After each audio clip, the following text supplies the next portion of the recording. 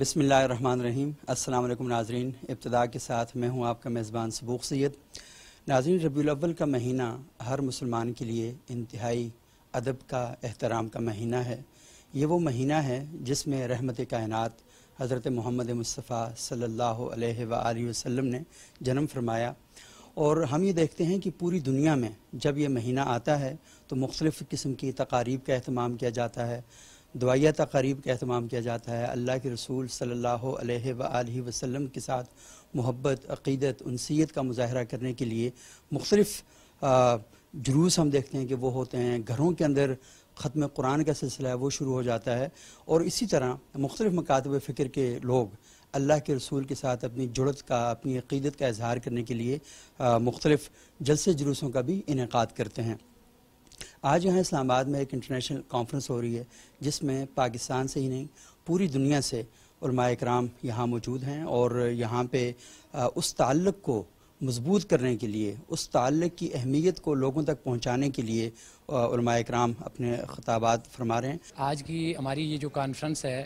اس کا بنیادی مقصد یہ ہے کہ ہم پوری دنیا میں آپ صلی اللہ علیہ وسلم کی سیرت کو اجاگر کریں، اور سیرت کے تمام بنیادی پہلوؤں کو اجاگر کرنے کے لیے خاص کر سیرت رحمت کائنات جو آپ صلی اللہ علیہ وسلم کی سیرت کے حوالے سے گفتگو ہے کہ آپ صلی اللہ علیہ وسلم ساری کائنات کے لیے رحمت بن کر آئے ہیں، اور آپ صلی اللہ علیہ وسلم نے جو ہمیں طریقے بتائے ہیں، آپ صلی اللہ علیہ وسلم کے طریقوں پر چل کر پوری دنیا کے اندر انسانیت کی کامیابی کا ایک بہت بڑا ذریعہ ہے۔ اور آپ صلی اللہ علیہ وسلم چونکہ وجہ کائنات ہیں، اور آپ صلی اللہ علیہ وسلم نے ساری کائنات کا وجود ہی آپ صلی اللہ علیہ وسلم کی برکت سے ہے، اور اس سیرت طیبہ کے عنوان سے ہماری اس کانفرنس کا بنیادی مقصد یہ تھا کہ ہم سیرت طیبہ کو پوری دنیا میں فروغ دیں، اور اس سیرت طیبہ کے فروغ کے لیے ہم پوری دنیا کے اندر کانفرنسز منعقد کروائیں، اور اس کے ذریعے ہم عالم اسلام کو اور پوری دنیا کے مسلمانوں اور غیر مسلموں کو یہ پیغام دیں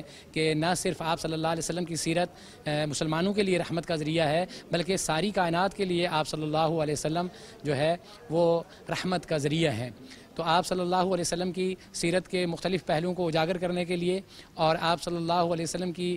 زندگی کے مختلف پہلوؤں کا احاطہ کرنے کے لیے ہم نے اس کانفرنس کا انعقاد کیا ہے، اور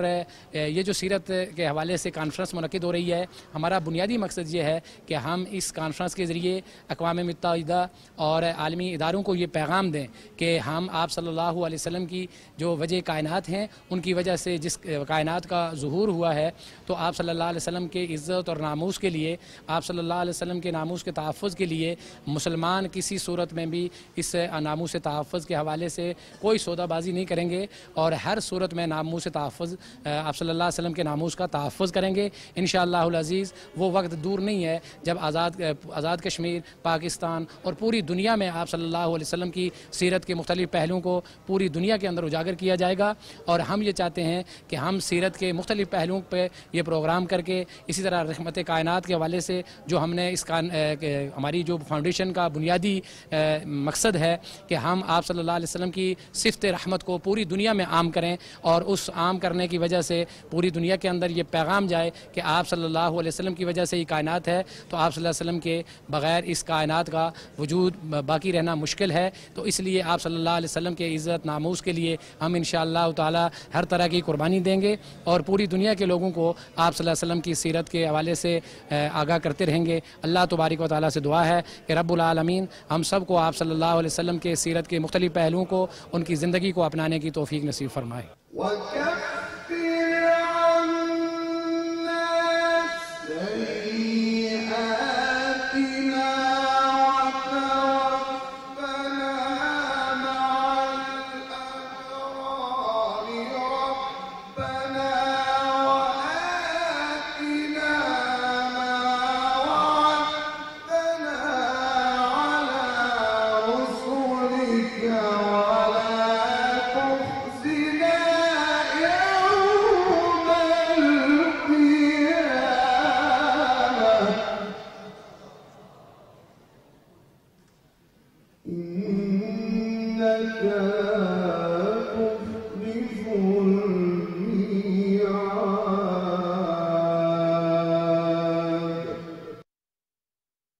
دھرم میں سماج میں سیرت کو بیان کیا جائے، مثلاً بیوہ اور مطلقہ کے حقوق کیا ہیں، سیرت کے حوالے سے اس کو بیان کیا جائے۔ اسی طریقے سے ہر گھر میں یتیم موجود ہے، یتیم کے حقوق کیا ہیں، سیرت کے حوالے سے اس کو بیان کیا جائے۔ پڑوسیوں کے حقوق کیا ہیں، اس کے حوالے سے بیان کیا جائے۔ اسی طریقے سے ٹریفک کے اصول ہیں، مثلاً سیرت کے حوالے سے، چونکہ ہمیں جو دین عطا کیا گیا ہے وہ ایک مکمل دین ہے، تو اس لیے آپ ہر سماج معاشرے میں کوئی بھی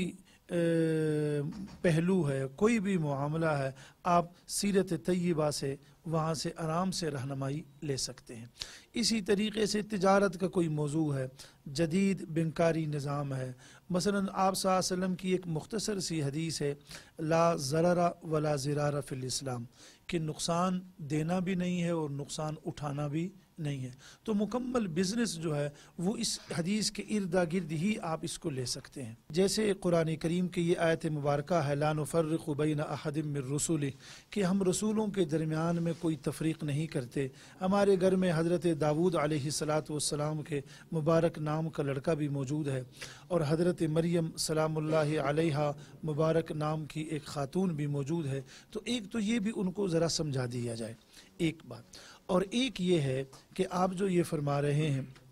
وہ یہ کہ سیرت کا جو لٹریچر ہے یہ ان نوجوانوں تک پہنچایا جائے۔ اصل میں جب تک الناس اعداء لما جہلوا، یہ ایک ضرب المثل ہے عربی زبان میں، کہ جب تک آپ ایک چیز کو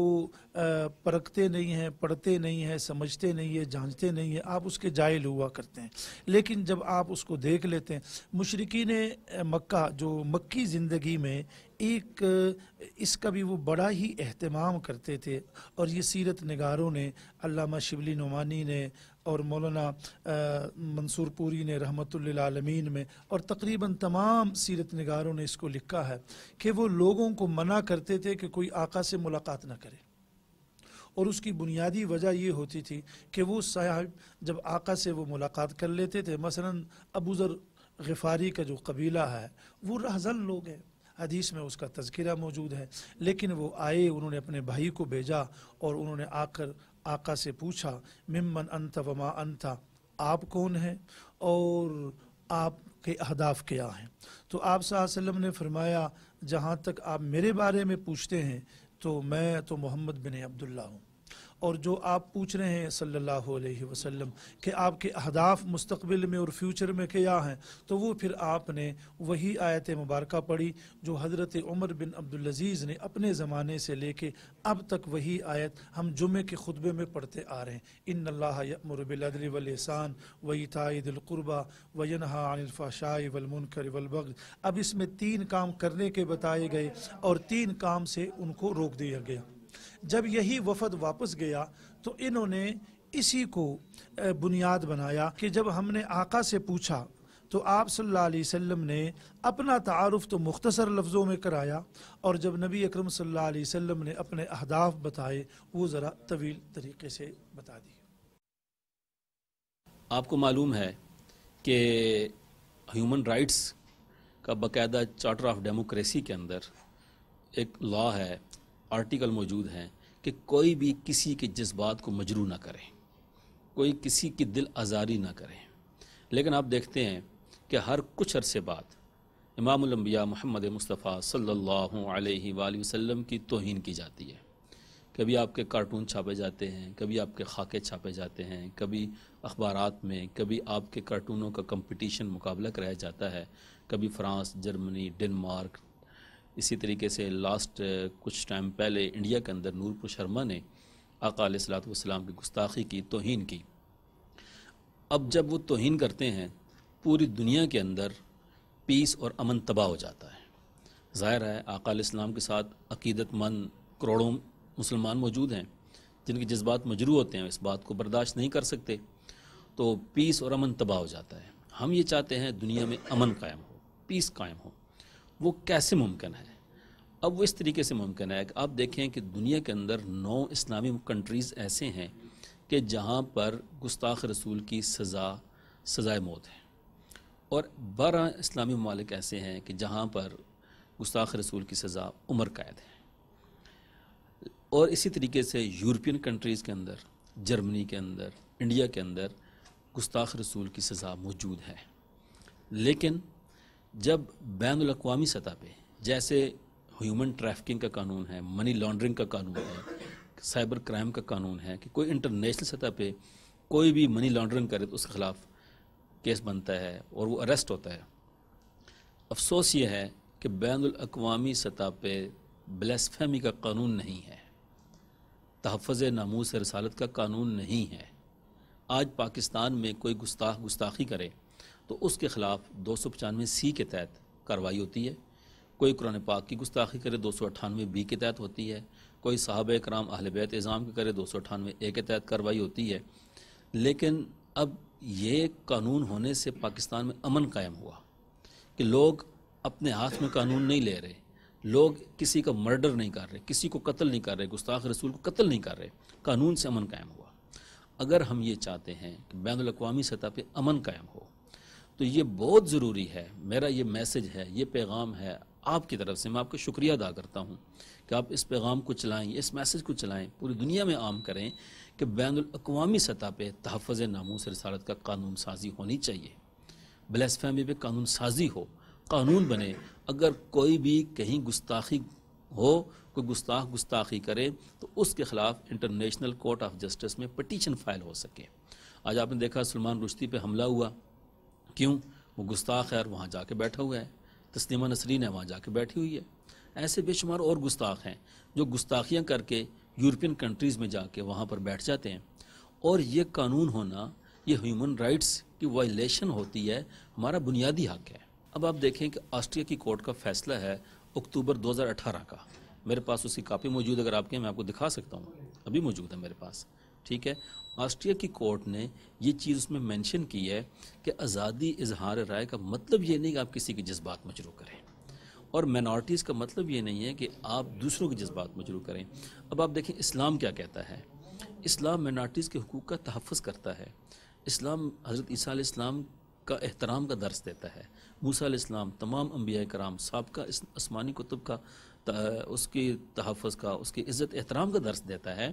تو یہ فریڈم آف ایکسپریشن کا مطلب یہ نہیں ہے کہ نبی پاک صلی اللہ علیہ وسلم کی یا کسی نبی کی بھی توہین کی جائے. اچھا، یہ جو ایک چیز غلط مشہور ہے کہ یورپین کنٹریز میں فریڈم آف ایکسپریشن کی وجہ سے بہت آزادی ہے. نو، ناٹ ایٹ آل، ایسا نہیں ہے. وہاں پر فریڈم آف ایکسپریشن کی ایک لمیٹیشن ہے، ایک حدود ہیں. ٹھیک ہے، جو چارٹر آف ڈیموکریسی اور اسی طریقے سے جو انٹرنیشنل کنونشن 1948 دسمبر میں بنا، اس کے جو آرٹیکل 30 ہے، آرٹیکل 1 ہے، ٹھیک ہے، آرٹیکل 40 ہے، 41 ہے، اس کے اندر یہ چیز کیٹاگوریکل مینشن ہے. میرے پاس کاپیاں موجود ہیں. ٹھیک ہے، کہ یہ کیٹاگوریکل مینشن ہے اس کے اندر کہ کوئی بھی کسی کے جذبات مجروح نہیں کرے گا. ٹھیک ہے، تو اس لیے اس آڑ میں آ کے فریڈم آف ایکسپریشن میں یا مائنارٹیز کے حقوق میں آ کے قطعاً اس بات کی اجازت کوئی قانون نہیں دیتا کسی کنٹری کا، کسی ملک کا، نہ یورپین، نہ USA، نہ ہی پاکستان، نہ انڈین، کوئی بھی، کہ اس کی آڑ میں آگے کسی کی جذبات مجروح کریں، گستاخی کریں، ہیومن رائٹس کی وائلیشن کریں اور وہاں کے امن کو تباہ و برباد کریں، پیس کو تباہ کریں، بریچ آف پیس کریں. قطعاً اس بات کی اجازت نہیں ہے. ہمارے ساتھ موجود ہیں دبئی سے ایک عالم دین ہیں، مفتی توقیر صاحب، اور یہاں تشریف لائے ہیں. ان کا دبئی میں اپنا ایک ادارہ ہے، ادارہ نور العلم، اور دینی تعلیم وہاں پر دیتے ہیں، اور وہ اس وقت ہمارے ساتھ موجود ہیں. ان سے ہم بات چیت کریں گے اور ان سے پوچھیں گے کہ ربیع الاول کا مہینہ، اس کی تھوڑی سی اہمیت ہمیں بتائیں، اور اس کے ساتھ ساتھ ہمیں یہ بھی بتائیں کہ اللہ کے رسول صلی اللہ علیہ وسلم کی سیرت کے حوالے سے جب ہم بات کرتے ہیں تو ہمارے معاشروں کے اندر اس تعلق کو تو بڑی اہمیت دی جاتی ہے کہ اللہ کے رسول کی عزت پر، ناموس پر اپنی جان بھی قربان کی جاتی ہے. لیکن عملاً ہم دیکھتے ہیں کہ اللہ کے رسول کو تو مانا جاتا ہے، لیکن اللہ کے رسول جو طریقہ ہائے زندگی بتا کر گئے ہیں اور جو دستور بتا کر گئے ہیں، اس پر عملاً ہم بہت کمی اور کوتاہی کا مظاہرہ کرتے ہیں. تو مفتی توقیر صاحب، بہت شکریہ آپ کا، آپ یہاں تشریف لائے. تو یہ جو سوال میں نے آپ کی خدمت میں رکھا ہے، تو تھوڑا سا بتائیں کہ ماہ ربیع الاول کی اہمیت کیا ہے، اور پھر اس کے بعد تھوڑی سی گفتگو مزید میں آپ سے کروں گا. جزاک اللہ خیراً. بسم اللہ الرحمن الرحیم. الحمدللہ والصلاة والسلام علی رسول اللہ. ماہ ربیع الاول کی سب سے بڑی اہمیت تو یہی ہے کہ اللہ تعالیٰ نے اس مہینے کا انتخاب کیا ہے اپنے حبیب صلی اللہ علیہ وسلم کی پیدائش کے لیے. اور ویسے تو ہم اللہ کے رسول صلی اللہ علیہ وسلم کی پیدائش کی خوشی ہر زندگی کے ہر دن کو مناتے ہیں. یہ کسی مہینے کے ساتھ خاص نہیں ہے، لیکن بہت ظاہر سی بات ہے کہ جب کسی بہت بڑے ایونٹ کی، ایک بہت بڑے واقعے کی نسبت کسی ایک خاص مہینے کے ساتھ ہو جاتی ہے تو اس کی قدر و قیمت بڑھ جاتی ہے. لیکن ہمیں یہ چیز بہت یاد رکھنی چاہیے، جیسے کہ آپ نے بالکل بجا طور پہ فرمایا،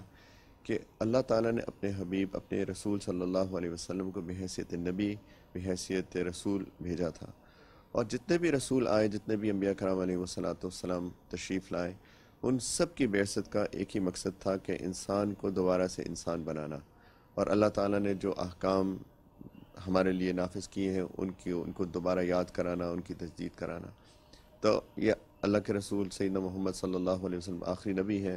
انسانیت کے لیے نبی ہیں، آخری وقت تک کے لیے نبی ہیں. اور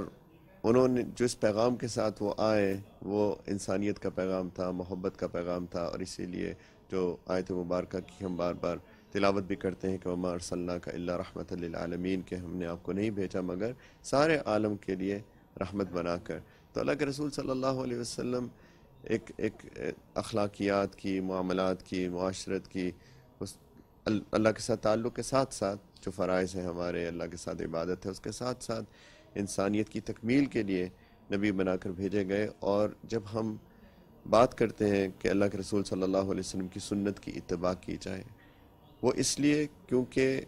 وہ ایک رول ماڈل تھے. اللہ تعالیٰ نے خود فرمایا کہ لقد کان لکم فی رسول اللہ اسوۃ حسنہ، کہ اللہ کے رسول میں تمہارے لیے ایک بہترین نمونہ ہے، ایک انسانیت کا نمونہ ہے، ایک کہ جو بھی اس جیسے شخص بننا چاہے، جو بھی انسان بننا چاہے، جو اللہ کا مقرب بننا چاہے، وہ ان کی اتباع کرے. اور جب ہم سنت کی اتباع کرتے ہیں تو وہ صرف ظاہر نہیں ہے بلکہ پوری شخصیت ہے، ظاہر ہے، باطن ہے، زندگی کے ہر شعبے کے اندر ہے. اس کے اندر محبت ہے، پیار ہے، رحمت ہے، بیوی کے ساتھ، بچوں کے ساتھ، اولاد کے ساتھ، شاگردوں کے ساتھ، اساتذہ کے ساتھ، ہمسایوں کے ساتھ، اور سب لوگوں کے ساتھ، مسلمانوں کے ساتھ، غیر مسلموں کے ساتھ. تو یہی اس اللہ کے رسول صلی اللہ علیہ وسلم کا پیغام ہے، شریعت کا پیغام ہے، سنت کا پیغام ہے. اور اصل میں تو دین عملی دین ہے کہ ہم اپنی زندگی کو ان کے مطابق ڈھال کر ایک بہترین انسان بنے اور لوگوں کو بھی اس کا پیغام دیں. اچھا صاحب، یہ بڑی اہم بات آپ نے کی کہ رسول اللہ صلی اللہ علیہ وسلم، کیونکہ قرآن یہ بتاتا ہے کہ وہ پوری کائنات کے لیے رحمت بنا کر بھیجے گئے ہیں. لیکن ہم یہ دیکھتے ہیں کہ ہمارے معاشروں کے اندر عملی طور پر اللہ کے رسول صلی اللہ علیہ وسلم کی جو سیرت طیبہ ہے وہ ہمیں عملی طور پر بہت کم دکھائی دیتی ہے. لیکن عشق ہے، محبت کا اظہار بہت زیادہ ہے. اور جب بھی ربیع الاول کا مہینہ آتا ہے ہم دیکھتے ہیں کہ شاید ہی کوئی ایسی جگہ ہو جہاں پر اس جشن کا، اس محبت کا، اس مودت کا اظہار نہ دکھائی دیتا ہو. لیکن پریکٹیکلی بات آتی ہے کہ ہمسایوں کے حقوق ہیں، وہاں پر ہم کمی دیکھتے ہیں بہت زیادہ. شہریوں کے حقوق ہیں، وہاں پر ہم دیکھتے ہیں کہ اس بات کا خیال ہی نہیں رکھا جاتا کہ جس رسول نے یہ کہا کہ صفائی ایمان کا حصہ ہے، ہم دیکھتے ہیں کہ ہماری گلیاں، کوچے، بازار گندگی سے بھرے ہوئے ہیں. تو عملی پہلو جو ہیں،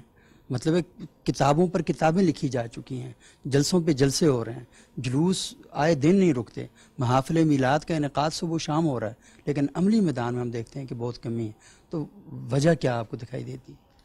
اس کی وجہ اصل میں تو یہی شیطان کے کام ہے. شیطان یہی کرتا ہے کہ انسان کو اب اس کا جو مین مقصد ہے، مین گول ہے، اس سے اس کو منحرف کیا جائے، اس کا انحراف کیا جائے، اس سے ڈسٹریکٹ کیا جائے. یہی شیطان کرتا ہے. آپ دیکھیے کہ عیسائی، ایک مثال کے طور پہ بات کروں، عیسائی اپنے نبی کی محبت میں اتنا غلو کیا کہ معاذ اللہ ان کو خدا کا بیٹا بنا لیا. تو یہی شیطان کا کام ہوتا ہے. اور اس امت کے ساتھ اس نے وہی کیا جس کا آپ نے تذکرہ فرمایا کہ ہم محبت کا اظہار تو بہت کرتے ہیں لیکن محبت کا مطلب نہیں سمجھے. یہ بہت بڑا المیہ ہے ہمارا. ایک مثال سے بتاتا ہوں. ایک صحابی آئے نبی کریم علیہ السلام کے پاس اور بڑے اداس سے تھے. تو نبی کریم صلی اللہ علیہ وسلم نے پوچھا کیا بات ہے، کیوں اداس ہو؟ تو انہوں نے کہا کہ مجھے آپ سے بہت محبت ہے اور میرا دن نہیں گزرتا اس آپ کو دیکھے بغیر. اور میں یہ سوچ رہا ہوں کہ جب قیامت آئے گی، آخرت ہوگی، تو اس کے بعد جنت میں آپ سب سے اعلیٰ مقام پہ ہوں گے اور میں بھی اگر جنت میں گیا تو میں تو کسی نچلے مقام پہ ہوں گا، تو وہاں پر میں آپ کو کیسے دیکھوں گا؟ اس چیز پہ اداس ہوں. تو نبی کریم علیہ السلام خاموش ہو گئے. اللہ تعالیٰ نے آیات مبارکہ نازل فرما دی کہ وَمَن يُطِعِ اللَّهَ وَالرَّسُولَ فَأُولَٰئِكَ مَعَ الَّذِينَ أَنْعَمَ اللَّهُ عَلَيْهِم مِّنَ النَّبِيِّينَ وَالصِّدِّيقِينَ وَالشُّهَدَاءِ وَالصَّالِحِينَ، کہ جس نے اللہ اور رسول کی اطاعت کی وہ ان کی معیت میں ہوگا، ان کے ساتھ ہوگا جن پہ اللہ نے اپنا انعام کیا ہے، یعنی نبی اور صدیقین اور شہداء اور صالحین۔ اس وقت جو میں بات کرنا چاہتا ہوں کہ ان کا جو بات تھی ان صحابی کی کہ مجھے آپ سے بہت محبت ہے، اور جواب میں آیات آئیں جس نے اللہ اور رسول کی اطاعت کی، یعنی اس سے پتہ چلا کہ محبت کا تعلق اطاعت کے ساتھ ہے۔ اگر کوئی مثال کے طور پہ باپ بیٹے کو کہتا ہے یا بیٹا باپ کو کہتا ہے کہ مجھے آپ سے بہت محبت ہے والد صاحب، تو باپ کہ بہت شکریہ بیٹا، ایک پانی کا گلاس تو پلانا، کہ یہ نہیں میں کر سکتا۔ تو یہ تو محبت نہ ہوئی کہ آپ زبانی طور پہ محبت کا اظہار کر رہے ہیں، لیکن جب ایک بات کرنے کو کہی جا رہی ہے تو وہ نہیں کرتے ہیں۔ تو اصل میں محبت اطاعت کا نام ہے۔ شیطان نے ہمارے دماغ میں یہی کیا کہ محبت کا اظہار وہ بھی اپنی جگہ درست ہے، کرنا چاہیے، کیونکہ محبت اظہار مانگتی ہے، لیکن ساتھ میں محبت اطاعت بھی مانگتی ہے۔ اور اصل میں تو یہ محبت یہی ہے کہ جیسے آپ نے بھی فرمایا کہ اللہ کے رسول صلی اللہ علیہ وسلم کی جو ظاہری سنتیں، ان کی باطنی سنتیں، ان کی اخلاقیات، ان کی محبت، ان کا پیار، وہ ہم سب کے اندر آئے اور سب کے ساتھ ہم وہی رحمت کرنے والے بنے جیسے کہ اللہ کے رسول صلی اللہ علیہ وسلم سب کے لیے تھے۔ بہت شکریہ مفتی توقیر صاحب، آپ نے بڑی بنیادیں اور بڑی اہم باتیں کی ہیں کہ رسول اللہ صلی اللہ علیہ وسلم کے ساتھ جو تعلق خاطر ہے وہ محبت کا ہے، لیکن محبت عمل کے قالب میں اگر نہ ڈھلے، عمل کے سانچے میں نہ ڈھلے تو وہ پھر محبت نہیں کہلاتی، وہ محبت کا مذاق بن جاتا ہے۔ تو ہمارے لیے بہت ضروری ہے مسلم معاشروں کے لیے کہ جب وہ اللہ کے رسول کے ساتھ اپنی محبت کا اظہار کریں تو محبت کو عمل کے دائرے میں ضرور ڈھلنا چاہیے، اور کیونکہ وہ اقبال کا شعر بھی ہے کہ عمل سے زندگی بنتی ہے، جنت بھی جہنم بھی، یہ خاکی اپنی فطرت میں نہ نوری ہے نہ ناری ہے۔ ایک وقفہ لیتے ہیں، وقفے کے بعد دوبارہ آپ کی خدمت میں حاضر ہوں گے اور یہاں پر تشریف لائے ہوئے دیگر علماء اکرام سے بھی سلسلہ گفتگو کو آگے بڑھائیں گے۔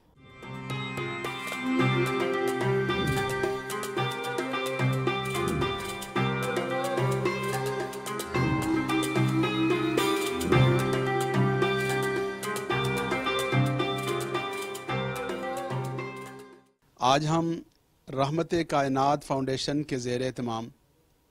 کنونشن سینٹر اسلام آباد میں منعقدہ کانفرنس میں شریک ہیں، جس میں دنیا بھر سے علماء کرام، مشائخ اعظام اور اسکالرز تشریف لائے ہوئے ہیں۔ پاکستان بھر سے بھی علماء اور زندگی کے مختلف شعبوں سے تعلق رکھنے والے حضرات آج کی اس کانفرنس میں شریک ہیں، اور یہ کانفرنس دراصل ایک کاوش ہے کہ حضور رحمت صلی اللہ علیہ وسلم کی سیرت طیبہ کے حوالے سے لوگوں میں شعور اجاگر کیا جائے، خاص طور پر عالمی دنیا اور وہ لوگ کہ جن کے سامنے رسول رحمت صلی اللہ علیہ وسلم کی عظمت، آپ صلی اللہ علیہ وسلم کا کردار و عمل، آپ صلی اللہ علیہ وسلم کی شخصیت اور آپ صلی اللہ علیہ وسلم کے تعارف کے حوالے سے صحیح معلومات اور پورا شعور نہیں ہے، ان تک بھی یہ پیغام پہنچایا جائے کہ اس کائنات کی عظیم ترین ہستی اور اس کائنات کے لیے ایک آئیڈیل اور اسوہ حسنہ کی حیثیت رکھنے والی شخصیت وہ ہمارے آقا حضرت محمد مصطفیٰ احمد مجتبیٰ صلی اللہ علیہ وسلم ہیں۔ جب تک ہم سیرت طیبہ کے حوالے سے شعور اجاگر نہیں کریں گے، سیرت طیبہ کے حوالے سے سب انسانیت تک یہ پیغام نہیں پہنچائیں گے، خاص طور پر نئی نسل کے سامنے حضور رحمت صلی اللہ علیہ وسلم کی سیرت طیبہ کے مختلف گوشے اور جو عملی زندگی ہے اسے اجاگر کر کے آپ صلی اللہ علیہ وسلم کی مبارک زندگی کی طرف عمل کی دعوت نہیں دیں گے، اس وقت دنیا میں یہ جو آج کھینچا تانی ہے، یہ جو انتشار ہے، یہ جو فساد ہے اور یہ جو صورتحال ہے، اس صورتحال سے نکلنا ممکن نہیں ہے۔ حضور رحمت صلی اللہ علیہ وسلم کی حیات طیبہ ہر قسم کے مسائل، بحرانوں اور مشکلات کے حل کے لیے ہمارے سامنے ایک اسوہ حسنہ، ایک ماڈل ہے، اور جب ہم اس اسوہ حسنہ کو اپنائیں گے اور اسے اپنی زندگیوں میں، اپنی اجتماعی اور انفرادی زندگیوں اور معاملات میں جب ہم اسے لانے کی کوشش کریں گے تو انشاءاللہ العزیز ہمارے جو مسائل ہیں وہ حل ہوں گے۔ تو آج ربیع الاول کے مہینے میں اور سیرت طیبہ کے اس پیغام کی مناسبت سے ہم سب کو یہ عزم کرنا ہے کہ انشاءاللہ العزیز ہم خود بھی حضور رحمت صلی اللہ علیہ وسلم کی سیرت طیبہ کے حوالے سے، خاص طور پر جو آپ صلی اللہ علیہ وسلم کی صفت رحمت ہے، اس کے حوالے سے آگاہی حاصل کریں گے، اس کو اپنائیں گے، اس کو اپنی زندگی اور اپنے کردار و عمل کا حصہ بنائیں گے اور اس دعوت کو دنیا کے ہر فرد تک پہنچائیں گے۔ ہمارے ساتھ اس وقت موجود ہیں مفتی محمد عمر مکی صاحب۔ مولانا عبدالحفیظ مکی صاحب کا نام آپ نے سنا ہوگا، یہ ان کے صاحبزادے بھی ہیں اور ماشاءاللہ ان کا بہت ہی زبردست قسم کا کام بھی ہے اور بہت شاندار نیٹ ورک بھی موجود ہے۔ ان سے ہم آج گفتگو کا آغاز کرتے ہیں۔ مفتی صاحب السلام علیکم۔ وعلیکم السلام کیسے مزاج ہیں آپ کے؟ یہ ویسے آپ کی جو اسمائل ہے نا بڑی کلنگ قسم کی اسمائل ہے ویسے۔ شاہ جی یہ آپ کی آنکھوں کا جادو ہے، اللہ آپ کو جزائے خیر۔ اللہ تعالیٰ آپ کو خوش رکھے، سلامت رکھے، اور عالم دین کو ہمیشہ مسکراتے ہوئے رہنا چاہیے اور وہ زیادہ اچھے لگتے ہیں۔ اچھا عمر بھائی، میں آپ سے یہ درخواست کروں گا کہ یہ بتائیں کہ ربیع الاول کا مہینہ، ہم یہ کہتے ہیں کہ اللہ کے رسول زمانہ ساز شخصیت ہے، جنہوں نے زمانے کو آ کے بنایا۔ وہ کہتے ہیں نا وہ کیا نظر تھی جس نے مردوں کو مسیحا کر دیا، تو وہ نگاہ ہے کہ جس نے مایوس لوگوں کو،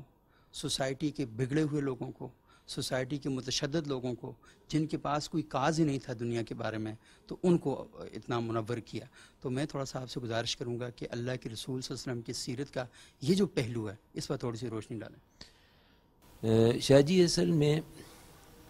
ہمیں، کیونکہ اللہ تبارک و تعالیٰ کا حکم ہے کہ ہم نے دعوت دینی ہے، ادعو الی ربک بالحکمت والموعظۃ الحسنہ، یہ ایسا پیغام ہے کہ جس کو ابھی ہمارے علماء فرماتے ہیں، بلکہ حضرت مولانا الیاس صاحب جو بانی تبلیغ ہیں، ان کے ملفوظات میں ہے کہ زبان سے اتنی ہی دعوت دو جتنی زبان کی جسم میں حیثیت ہے، اور باقی جو جسم ہے اس کے ساتھ آپ اپنی دعوت کو پھیلاؤ اور اس سے آپ لوگوں کو جو ہے دین کی طرف لے کر آؤ۔ اور نمونہ جو ہے جس طرح آپ نے فرمایا کہ حضور اقدس صلی اللہ علیہ وسلم ایسا نمونہ ہے کہ جن کا کوئی ثانی نہیں ہے، کوئی ہماری تو جو اخلاقیات ہیں وہ انہی سے سیکھ کر اور وہ اپلائی کرنی ہے، تاکہ مجتمع میں جو ہماری جس کو کہتے ہیں کہ ہماری جو گیدرنگ ہے اور ہماری سوسائٹی ہے وہ اسی طرح ٹھیک ہوگی۔ ہمارے حضرت نور اللہ مرقدہ فرمایا کرتے تھے کہ جب سوسائٹی کا کیونکہ ہم ذمہ دار ہیں سوسائٹی کو ٹھیک کرنے کے لیے، اور فکری طور پہ خاص طور پہ کہ ہم اس سوسائٹی کو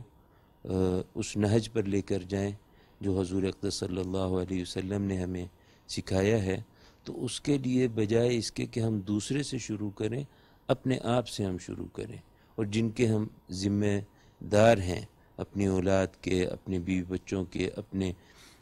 نوکر چاکر کے، اپنے ارد گرد کے، اپنے کولیگز کے، ہم ان کے ذمہ دار ہیں، ان کے اخلاقیات کے، ان کے دین اسلام کے چلنے پہ۔ تو ہم جب اپنے آپ کو ٹھیک کریں گے، اپنے بچوں کو، اپنے ذمہ ماتحت لوگوں کو ہم جب ان کی اصلاح کی فکر کریں گے، اور جس طرح میں نے پہلے عرض کیا کہ صرف زبان سے نہیں بلکہ اپنے اخلاق سے، اپنے پورا جو جسم ہے اس کو استعمال میں لا کر ہم اس کی تبلیغ کریں گے، اس کی دعوت دیں گے، تو وہ با اثر بھی ہوگی اور کارآمد بھی ہوگی اور دور تک رہے گی، اور اس کا اثر دوسروں تک بھی جائے گا۔ اسی طرح پھر سوسائٹی بنتی ہے، پہلے ایک گھر، پھر اس کے پڑوسی، پھر اس کے پڑوسی، پھر وہ محلہ ٹھیک ہوتا ہے، پھر اسی طرح پوری کالونی ٹھیک ہوتی ہے، اور پھر دیکھتے دیکھتے پورا شہر۔ جس طرح ہمارا دین پھیلا ہے، ہم تاریخ مدینہ منورہ اور تاریخ اسلام حضور صلی اللہ علیہ وسلم سے صحابہ، پھر تابعین، تبع تابعین، اسی طرح یہ اسلام پورے عالم میں دیکھتے دیکھتے پھیلا، مگر وہ ان کے اخلاقیات اور ان کے کردار کی وجہ سے۔ اور یہاں جہاں ہم اس وقت ہیں بر صغیر میں، یہاں پر تو بڑی یعنی کہ تاریخ دانوں نے بڑی تحقیق کر کے یہ بتایا کہ یہاں تو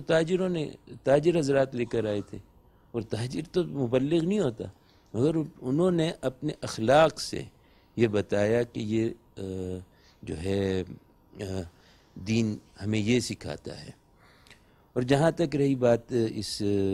اس کانفرنس کی اور سیرت النبی کے حوالے سے، یہ ذکر فإن الذکریٰ تنفع المؤمنین، یاد دہانی ہے، اور ہمیں خود سب سے پہلے اپنے آپ کو یاد دہانی کرواتے ہیں، اور اس کانفرنس اور اس ان انعقادات کا مقصد بھی یہی ہوتا ہے کہ یاد دہانی ہو اور لوگ اس پر عمل درآمد کریں اور چلیں، اور یہ جب یاد دہانی ہوتی ہے تو پھر اللہ تبارک و تعالیٰ اس کی اثرات بھی پھیلاتے ہیں، اور مقصود بھی یہ ہے کہ ہم جب اپنی یاد دہانی کریں تو جب دوسرے تک ہم تبلیغ کریں اور اس کی دعوت دیں، اور خاص طور پہ جو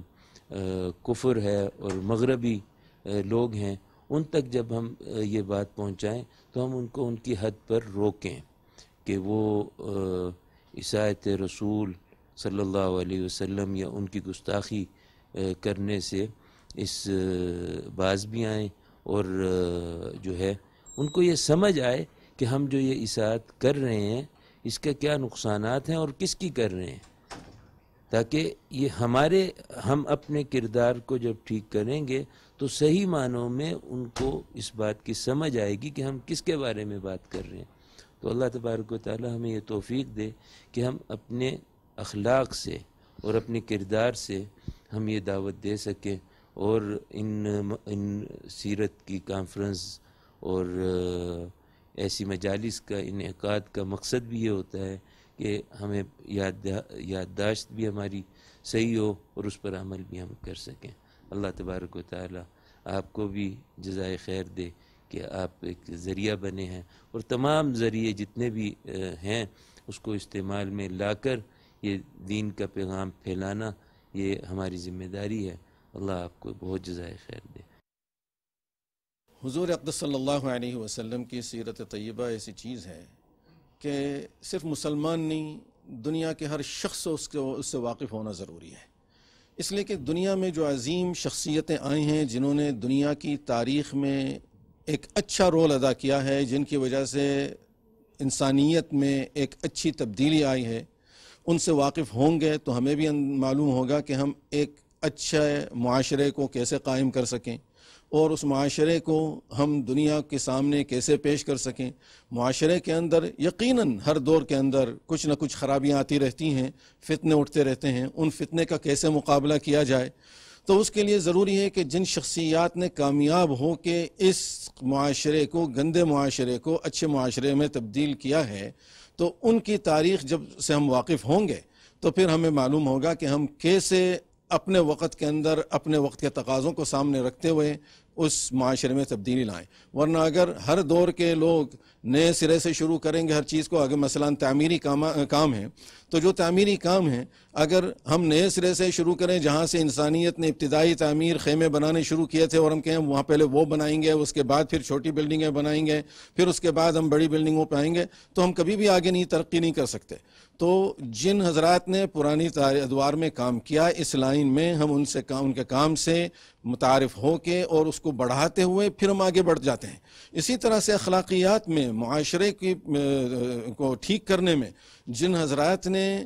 ایک کام کیا اور کامیاب ہوئے اور دنیا بھر نے دیکھ لیا ان کی کامیابی کو، تو ان کے کام کو اگر ہم متعارف کراتے ہوئے اور اس سے فائدہ اٹھاتے ہوئے آگے بڑھیں گے تو ہم بہت آگے نکل سکتے ہیں۔ ورنہ تو ہم پھر وہی باتیں دوبارہ دہرانے کی کوشش کریں گے، وہی تجربے دوبارہ کریں گے، اور تجربے ہوتے ہوتے دنیا ہماری ختم ہو جائے گی۔ تو اس لیے حضور اقدس صلی اللہ علیہ وسلم کی ذات بابرکت سے اور حضور صلی اللہ علیہ وسلم کے کاموں سے متعارف ہونا ہر انسان کی ذمہ داری ہے، صرف مسلمان کی نہیں، ہر انسان کی ذمہ داری ہے، اس لیے کہ انسان چاہتا ہے کہ انسانیت اچھے رخ پہ چلے۔ اگر ہمیں اچھے روڈ چاہیے تو ہمیں ہر انسان کے لیے اچھا روڈ چاہیے۔ تو یہ جو اسلام ہے ایک راستہ ہے جس پہ ہر انسان چلتا ہے، تو اس پہ چلنے کے لیے، اس دنیا میں جو اچھا معاشرہ ہے اس پہ چلنے کے لیے ہر انسان کی ضرورت ہے کہ ایک اچھا صاف ستھرا راستہ ہو، اخلاقی راستہ ہو، مہذب راستہ ہو، تو ہر چلنے والا اس پہ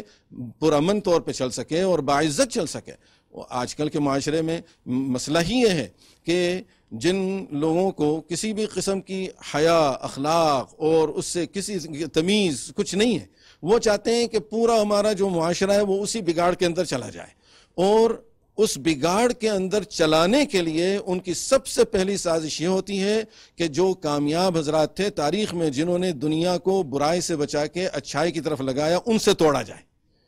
تو جب ان سے توڑ دیں گے تو پھر لوگوں کے پاس کوئی مثال نہیں رہے گی، اور یہ یہی پیش کرتے رہیں گے کہ دیکھو دنیا ہمیشہ خراب رہی ہے، حالانکہ دنیا ہمیشہ خراب نہیں رہی۔ اللہ تعالیٰ نے ہمیشہ ایسے حضرات کو دنیا میں بھیجا ہے جنہوں نے دنیا کو خرابی سے چھٹکارا دلایا ہے اور اچھائی کو متعارف کرایا، اور بلکہ لوگوں کی زندگیوں میں ایسی تبدیلی پیش کی کہ ان کے دشمن بھی ان سے محبت کرنے لگے۔ تو یہ ہے حضور صلی اللہ علیہ وسلم کی سیرت کا خلاصہ، کہ جب اس کو ہم پڑھیں گے تو ہمیں معلوم ہوگا، ہمیں اندازہ ہوگا کہ ہم نے انسانیت کو صحیح راستے پہ کیسے چلانا ہے، اور ایک مہذب معاشرہ کیسے قائم کرنا ہے جس میں امن بھی ہو اور عزت دار، چاہے مسلمان ہو کافر ہو، وہ عزت سے رہ سکے۔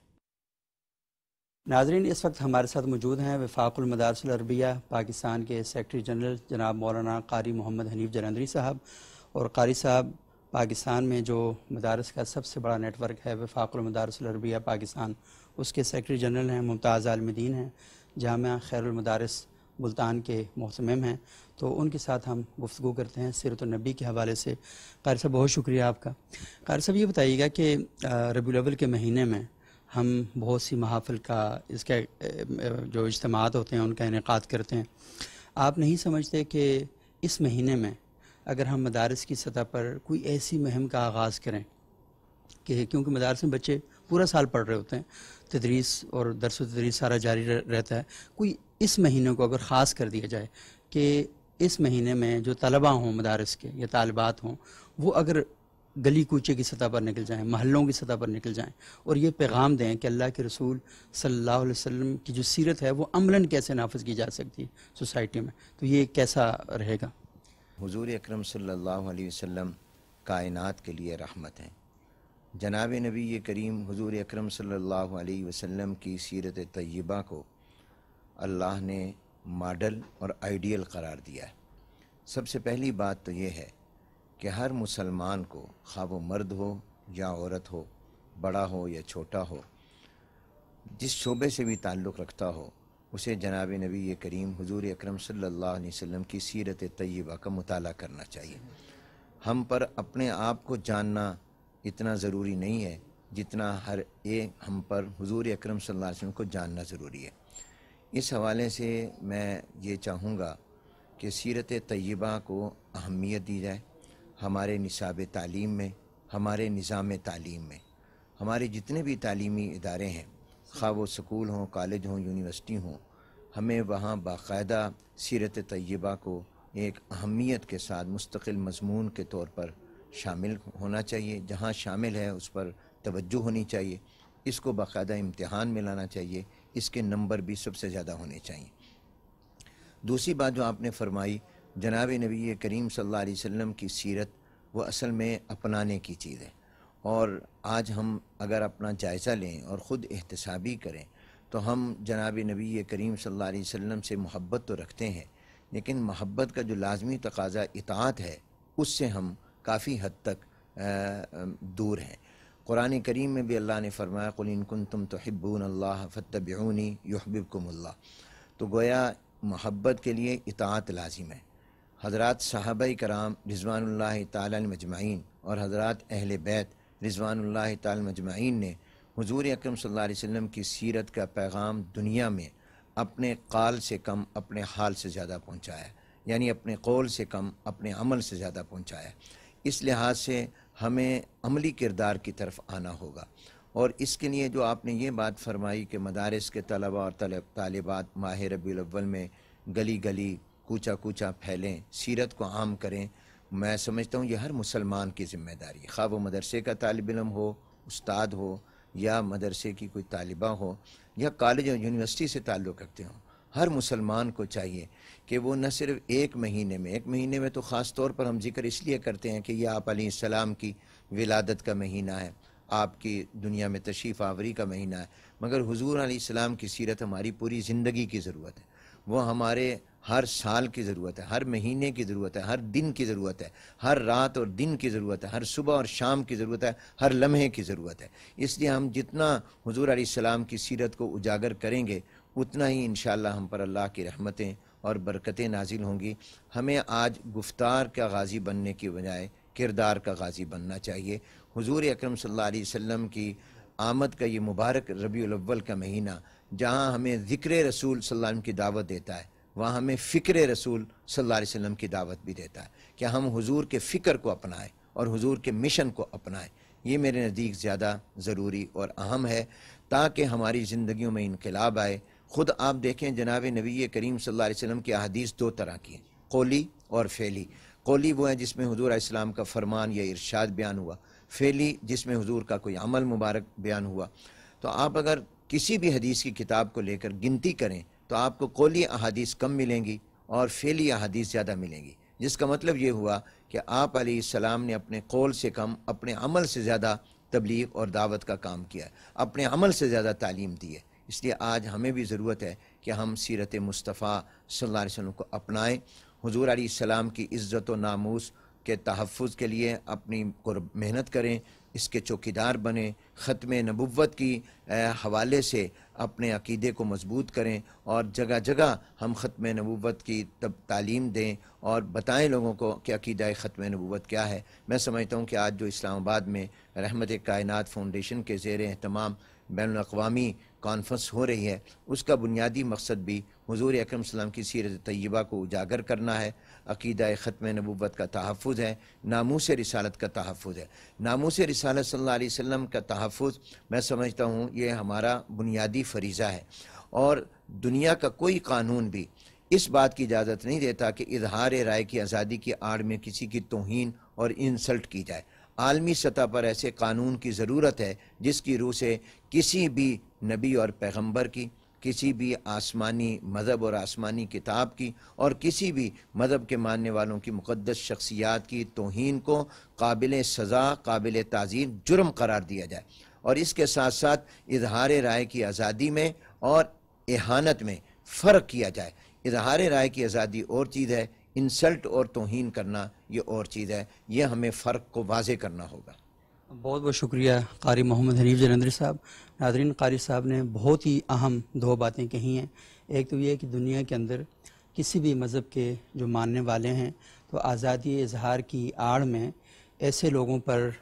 جو توہین کی جاتی ہے یا کسی کی مقدس شخصیات کی تنقید کی جاتی ہے، اس پر پابندی لگانی چاہیے، کیونکہ کروڑوں لوگوں کی جذباتی وابستگیاں ان شخصیات کے ساتھ ہوتی ہیں. تو آزادی اظہار کا ہرگز یہ مطلب نہیں ہے، اور آزادی اظہار بڑا اہم ہے کہ اس میں آزادی اظہار رائے ہے. یہ جو آزادی ہے یہ بھی محدود ہے، اور جو اظہار ہے وہ بھی محدود ہے، اور رائے جو ہے یہ بھی محدود ہے. تو اس کا مطلب ہے کہ اظہار کی بھی حد ہے،